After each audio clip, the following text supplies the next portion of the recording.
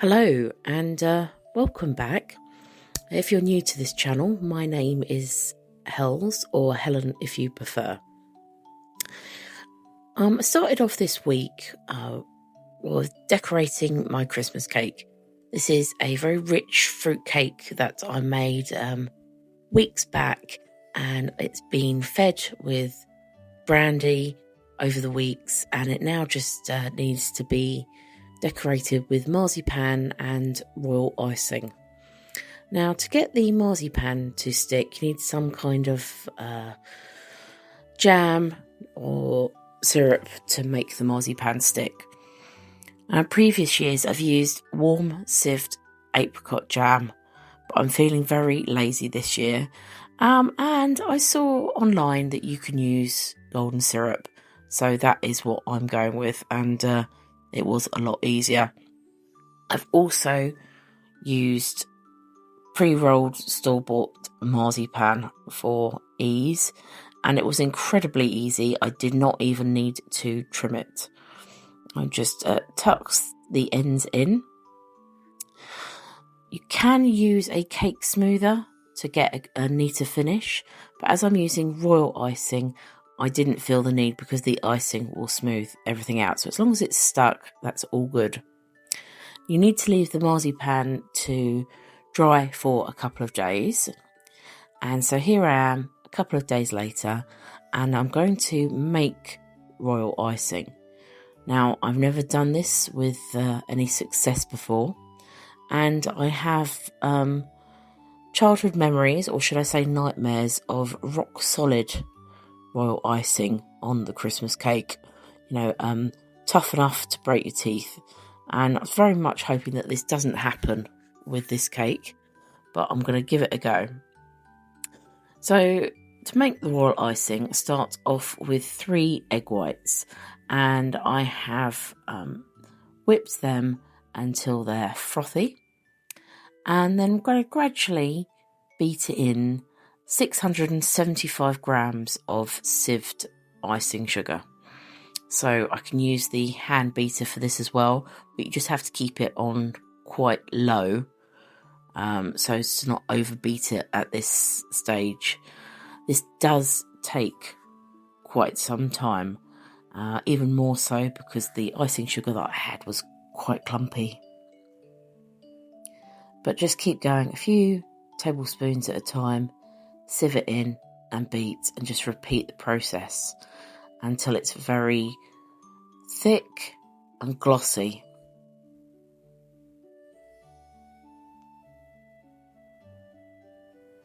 When all the icing sugar has been beaten in, add 3 tablespoons of lemon juice and 1.5 teaspoons of glycerin. And apparently this just helps the icing stay sort of pliable and slightly softer. So fingers crossed this will work. And then you beat that for a few more minutes, and it is a super strong, glorious icing.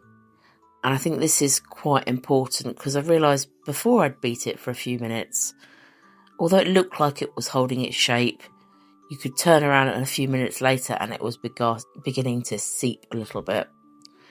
So I just kept on going until it was very thick, and it seemed to work. You see how strong this icing is.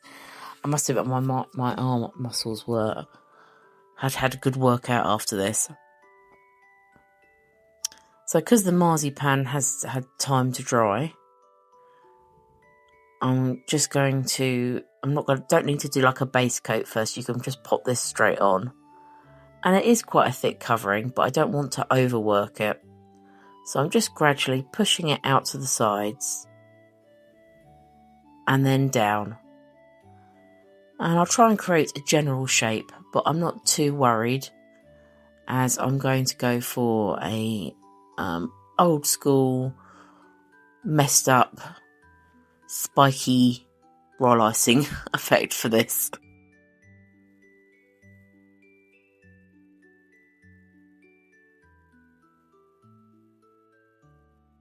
And the royal icing was a lot easier to work with than I had thought. And talking about the working process, I did prefer this to fondant.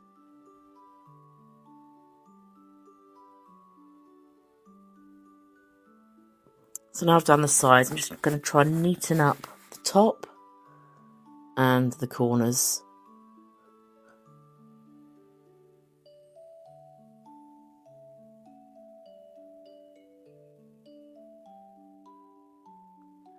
Happy with the general shape, so I'm just going to rough up the surface. I really didn't take much care of this. It's very simple, literally only a few seconds. This is not sped up. And then just clean the base so that when it comes to moving it from my turntable, it shouldn't be easier.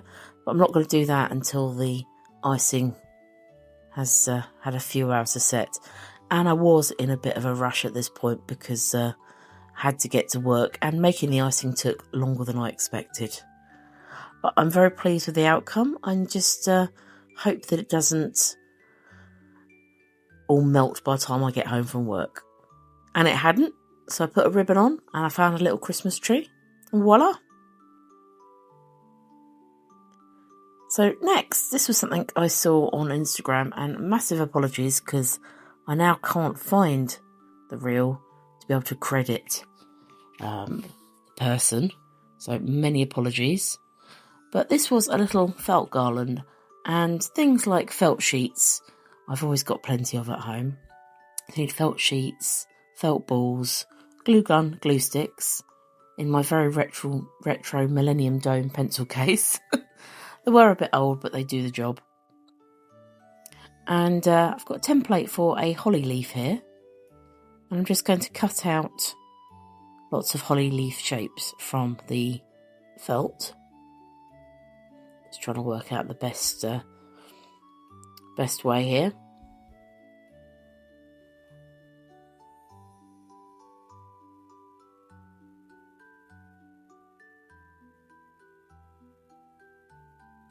And making sure I use fabric scissors as well.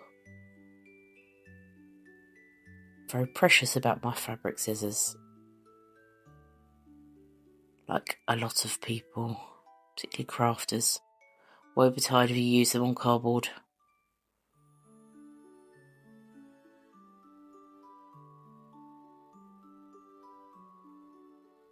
Lovely, so it's a very basic holly shape, this. But it is quite effective. There's no sewing on this project. I'm just going to use the faithful glue gun. So I've cut out lots of the holly leaves and just a little dab of hot glue at the tip. And being careful not to get hot glue on your hands, on your fingers. Just gently press it in and it gives this nice defined shape. So go ahead and do that with all of your holly leaves. And as it's hot glue, it really does only take a few seconds to set.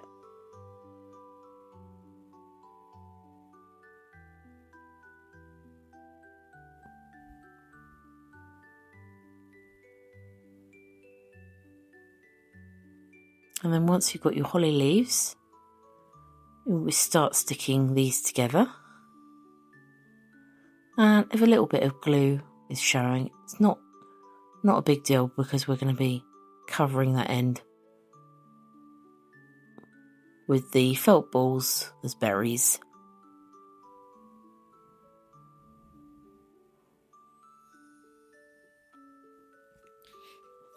So I'm adding 3 of these felt balls. I just did buy them. And that just covers that any little messy bits of glue at that end.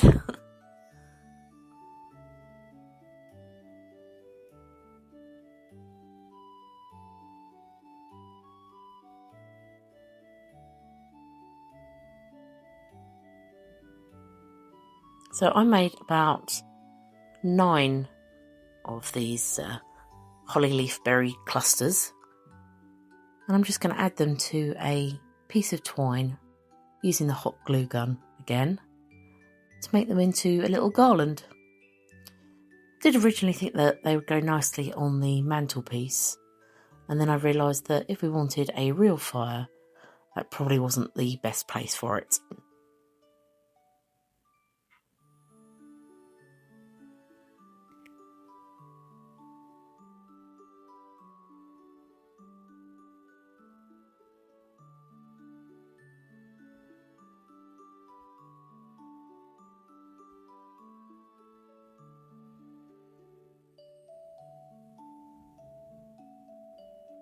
And voila, the finished article. Did put it up along a window. Unfortunately, the lighting's not great, but it looks a lot better in real life. Time for a Christmas cocktail, and this is a cocktail called a Christmas mojito, and I saw the recipe over on a Instagram page called live.ya, and like most mojitos, it starts off with sugar and mint and lime juice, and you crush these together in the bottom of a cocktail shaker. And then to that mix, I'm adding Bacardi and coconut rum, coconut milk, and ice. Give that a good shake.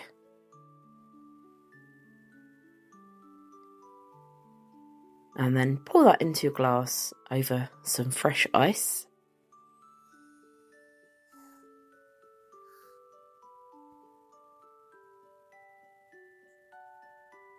And then top it up with some soda water.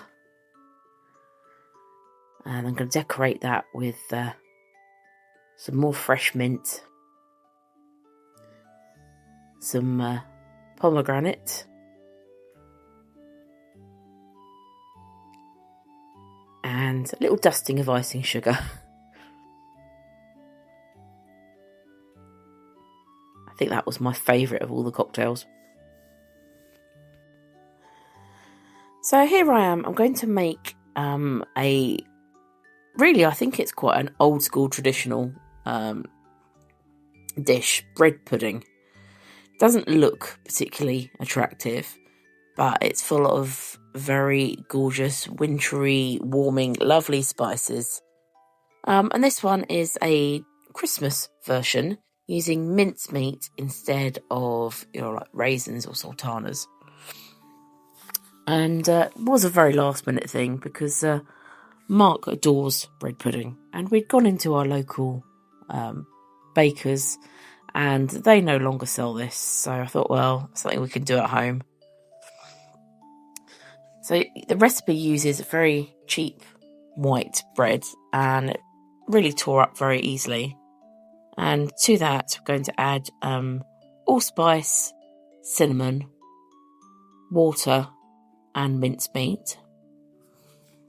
And you just give that a good old stir and let that rest for 2 minutes until the bread soaks up all of the water and the spices.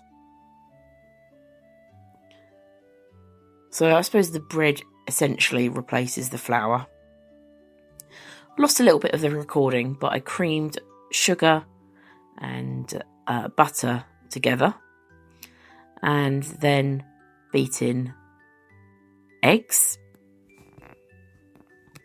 and then incorporate that into the bread and spice mixture.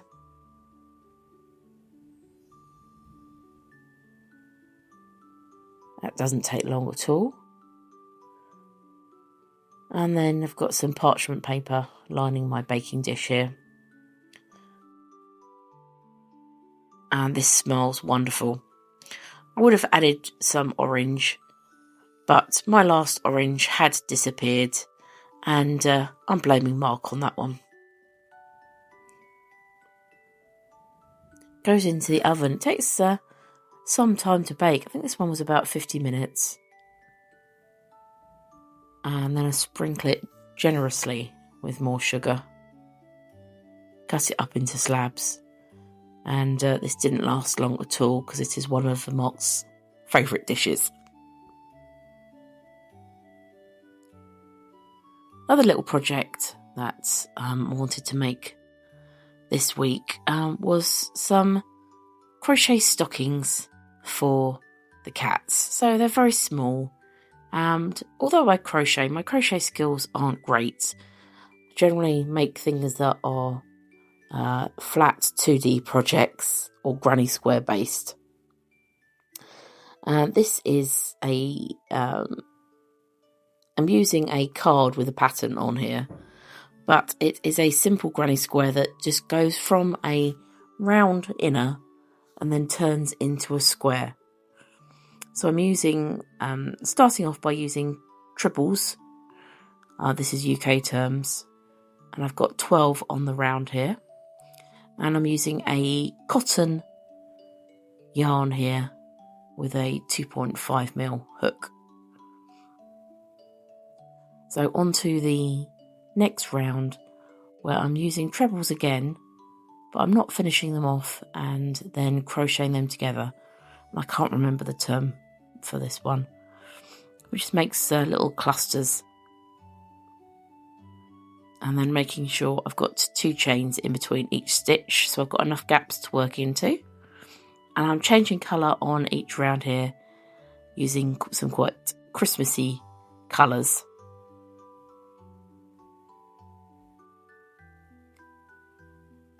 And then onto the next row, I'm using 3 trebles in each gap, and then a chain in between each of those.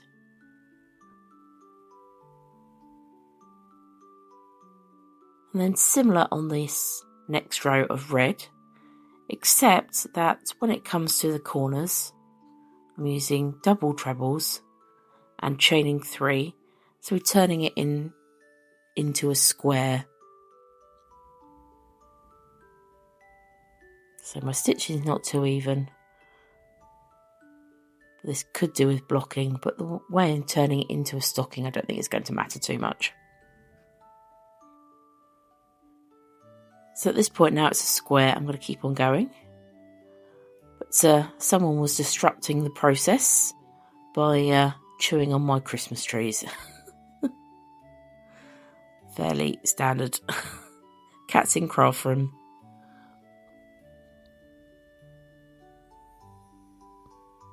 So I think my stocking, or the shape of my stocking, is big enough here.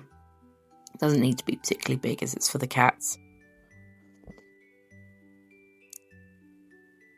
And so to turn it into a stocking, I'll just fold it in half, and then to make the kind of sock shape, I'm crocheting about 3/4 of the way along and into the same gap, lots of trebles until it makes a crescent shape, and that will just make the toe of the stocking.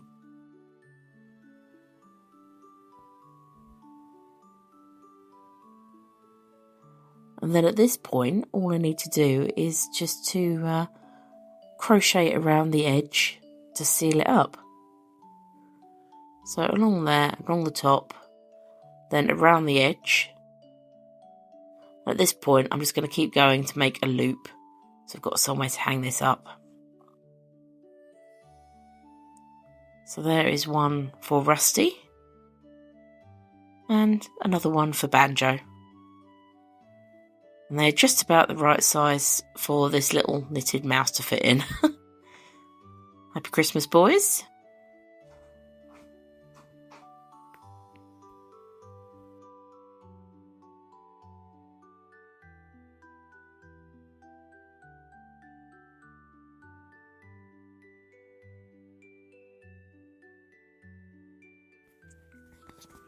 Must give a shout out to 2 of my friends who very kindly gave up most of their weekend to come and help me sort out the house and help me clean. And if it wasn't for them, I don't think that Christmas tree would have ended up. So thank you very much. Talking of Christmas decorations, Mark and I had ventured out We do like to go find houses which have put up decorations, and we've seen this one before and they've done it again. It's fairly close to us, and there's a couple of houses together that go all out for Christmas. I mean, this is spectacular. Absolutely, the detail in this is incredible. And they do raise money to go towards the local air ambulance here in Sussex. But it really is a spectacular sight. They've even got a sleigh that you can sit in. And a water feature. Got a little Datsun with a Christmas jumper on.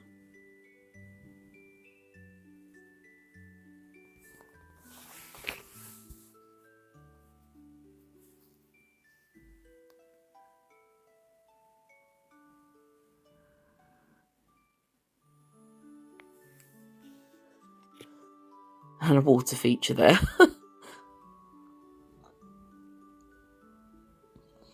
We've even got Father Christmas. Found him with his sleeping puppy and his roaring fire. Weekly shop. And it's not another particularly big shop, mainly because I'm trying to use some things up out the freezer and the cupboards before Christmas. But this week I have got a few little bits for the store cupboard. So I'll start off from the usual. Picked up this massive box of tangerines, satsumas. They call them easy peelers. That was a fantastic offer. Enough oranges to keep us in vitamin C probably for the month. Bananas. Got a stack of cat food there on the chair, but don't want to see that. And I think Rusty knows it. Yes, you do. Some kiwi fruits for the freezer. Got some chalky ice cream. Some sizzling pork dumplings. Hello, Rusty. Hello, baby. Should we say hello? Yes. Standing near the Christmas bits. For the store cupboard, some tiger bread, some alpenmuesli, a packet of chili con carne, some yogurts, some tagliatelle, as I'm planning to make pasta later in the week, some double cream. One evening, as I'm working late, I've got some ready meals for us. I'll just cook some rice and some naan breads there. Cheese, we tend to get the Cathedral City. Dad likes that the best. A couple of packets of mince for meals. Some sausages. And for our pasta meals this week, I've got some pecorino and some parmesan. Hello, Rusty. Then drink-wise, I've got some bottles of flavoured sparkling water. A large milk will see us through the week. And for some Christmas treats, hello Rusty, I've got some desiccated coconut, some humongous olives, they look pretty fantastic, some chocolate decorations for the tree, some cheesy nibbles, these ones are parmesan and chili, and the double Gloucester and cheese, some mini marshmallows mainly for hot chocolates, and Rusty is very kindly sitting on my copy of the Radio Times. Can I have that back? Please? Can I have my Radio Times? Please? Can I have my Radio Times? Can I? Thank you. Thank you. Yeah, and my copy of the Radio Times. One of my favourite things to do near Christmas is check the TV schedules. Although I did have a very, very quick peek at Christmas Day and I'm kind of disappointed.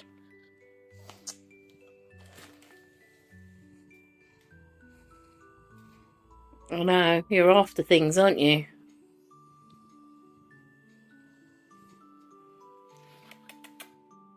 Do you want to go out? Yeah.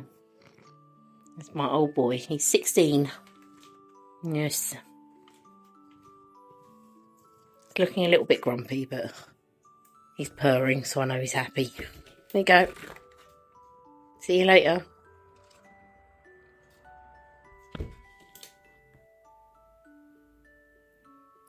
We're going to watch It's a Wonderful Life and eat along with the movie. I've done this before with Halloween films, and it's such a nice way to enjoy the holiday. So It's a Wonderful Life is one of my favourite Christmas films. It's just so magical and timeless. So here we meet George and Mary, and going to eat some chocolate ice cream with coconut on top.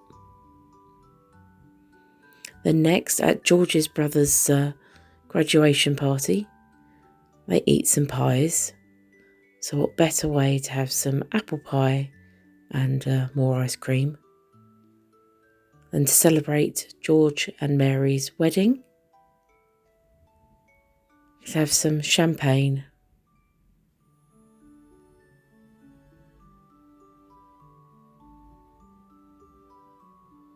And then later, they miss out on their honeymoon. And have some wedding cake and some more champagne to celebrate along with them.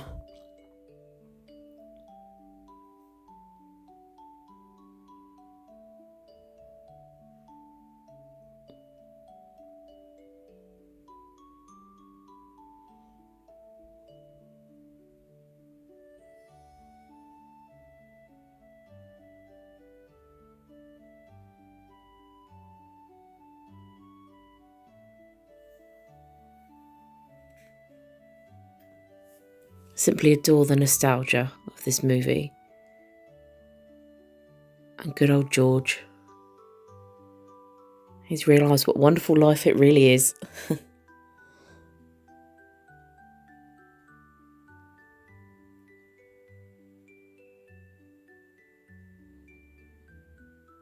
Thanks for watching along this week, and hope to get another vlog out before Christmas. But if not, have a happy Christmas, and I'll see you next time.